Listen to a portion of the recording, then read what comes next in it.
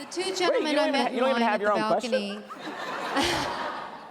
wanted to know, and forgive me if I'm not phrasing this right, the extra people that you have singing in the show, do you utilize people from the school, or where do you get them from?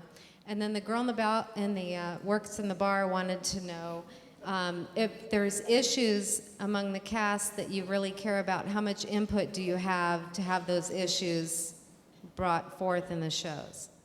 When you say issues, do you mean things they're interested in? Things that are important to members of the cast, social issues.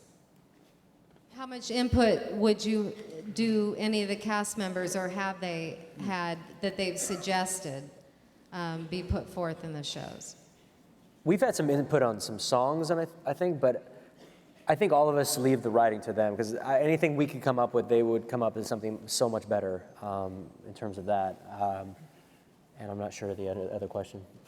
No, I mean, we listen to them, of course. I mean, it's a real open door policy in the show, and a lot of times, there's not a lot, but there will be the rare exception with the script where we'll get a quiet text that says, can we talk about this?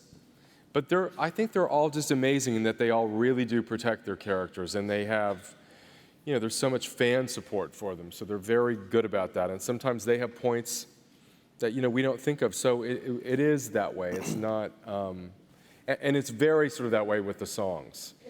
I mean, they lobby for songs. If I get one more call about them wanting to do Adele songs, I mean, they're dead. And as for the people singing, I mean, it depends. I mean, yeah, like the Warblers are, all of those people, I think for the most part, are singers in real life, and but they also sometimes have to be dancers, and yeah, I don't know. We've used some real groups. We've used some. We found a group at a high school when we were shooting the pilot that played the steel drums, and then other times we've cast them as singers and dancers independently.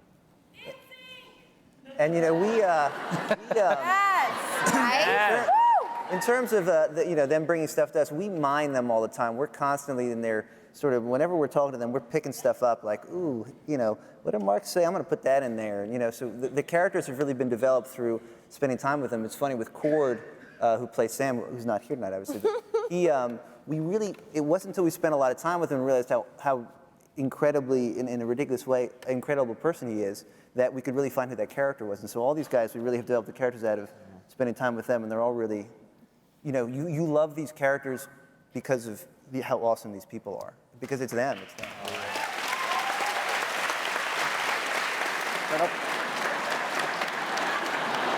There's this lady. What? Can't see. There's this. Yes. She's shaking.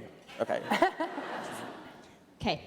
So there's this very elusive character on your show that sort of hangs out in the background, and I'm wondering if ever we're going to hear his voice or a line from Brad or a story or anything like that from our piano player. No. Never. But that's part. I mean, Brad was our rehearsal pianist when we were doing auditions, and he's a very lovely guy. And then he came up. We said, "Oh, we love your presence, and you're so good with the kids. Come on to the show." And when we were doing the pilot, he said, "I don't know what to play." And I said, "All you have to play is that you hate these kids." And that he has done. He's funny. He has a lot of great shots, and I think that now that you know that was his direction, there's a lot of sneering going on from Brad.